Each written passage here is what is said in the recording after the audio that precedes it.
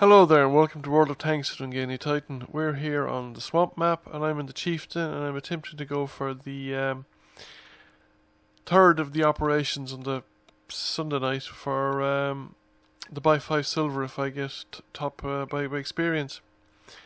Because it's really lucrative and well worth it, so I was trying for it and this is the game where I succeeded in getting it, and I think it's the most silver I've ever earned in a single tank.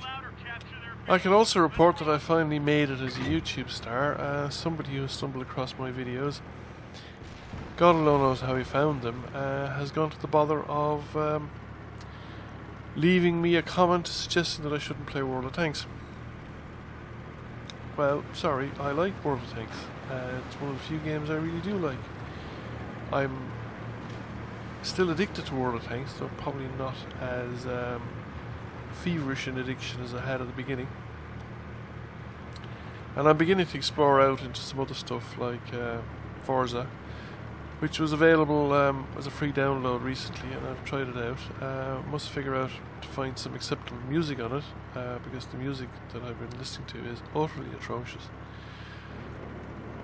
And I may actually show some gameplay video of that as well, because it's another one of these games that I can play with my mother when she's sitting beside me, because I know it will not cause any negative reactions. I've started as well The Brothers, and I'll probably play some more of that, but I don't think it's really suitable for YouTube footage. It's a kind of a puzzle game where you're playing two brothers who have to cooperate, get a cure for their dad who's sick or injured or something. It's not totally sure. There's no actual speech or text or anything explaining what's going on. So far, well, I've played a few hours of it and enjoyed it so far, but it might be like Child of Light where I enjoyed it at the beginning, but I found the constant silly little battles to get too tiresome, and I never actually quite finished that one. So I'm on the chieftain here on the swamp map, and I was going to go up kind of the light medium tank route right up to the corner there in the north east. However, I was well behind the tanks that were in it, and I decided that it probably wasn't the best way to go, so I've come up here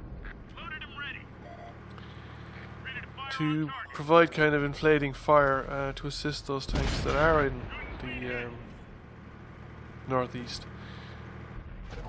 I initially stuck the turret out a little bit too far, and I got a fair whack of health knocked off me by something or other. So I'm being fairly cautious now, poking the ridgeline, and I've lost the radio. Target locked. Which I've decided to repair because I'm kind of on my own, and I'd be a bit concerned of becoming isolated and just dropping off the map with a damaged radio, which can quite easily happen, although I suppose, looking at the map moment, there are tanks close enough to me that it wouldn't be an immediate risk.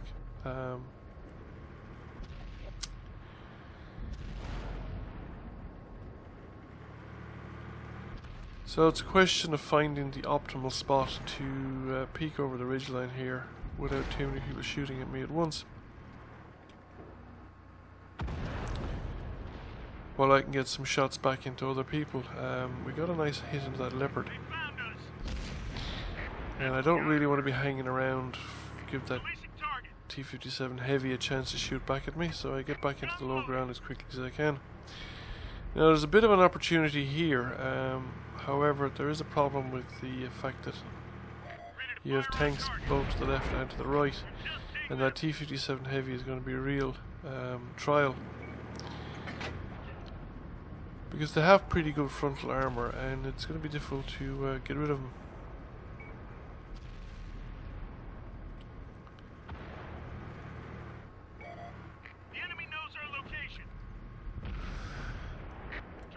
On the other hand, I think the T-57 is playing ultra cautiously,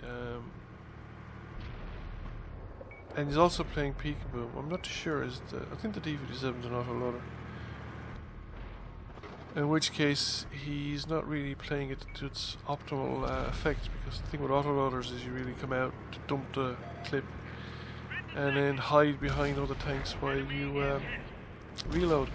Now I've got a nice solid hit into that E100, and we managed to finish him off, which is very valuable because if he had gotten up into the corner, he would have been really powerful. Now we've bounced a shot there from the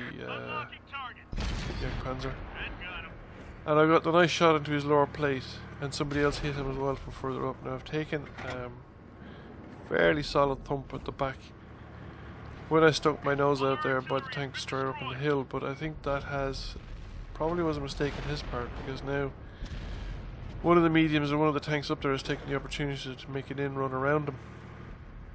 So while he's busy, I'm going to have another peek around the corner and see if I can get another slap at that Jagdpanzer. And as he's coming around, I get a shot into his lower plate again, and I finish him off. So now things are looking pretty good. Now there's still a tank behind me, but he's on the other side of the hill, and he has enough company to keep him busy. So I get a shot in the T-57 Heavy, but he gets another one back at me, and I really can't afford to take another one. So I'm being super cautious here, but he's taken a hit, at least I think it's him. And he's backed around now, and I haven't got another clear shot at him. And there are other tanks in a line of fire. As I can see, I'm getting the spotting damage, so somebody seems to have gotten rid of him. And I think that's pretty much it for me. I don't get any further opportunity. Oh, I actually do. I didn't realise that I got that little shot in at the end. That was a real fluky snapshot. I mean, you know, I was 300-400 meters on the move across the map. Well, I suppose British tanks do it quite often, and it's the sort of thing you can get away with on British tanks. They're good that way. So 317,000 silver, which is pretty good. I was very happy with it. Really needed it. So now I've switched. I'm going to start playing American tanks for a while, I think. I'll continue playing the Challenger, and eventually probably the British artillery. So thank you for watching. I hope you enjoyed the video, and please consider giving it a like, and please consider subscribing to the channel. So I'll see you again soon.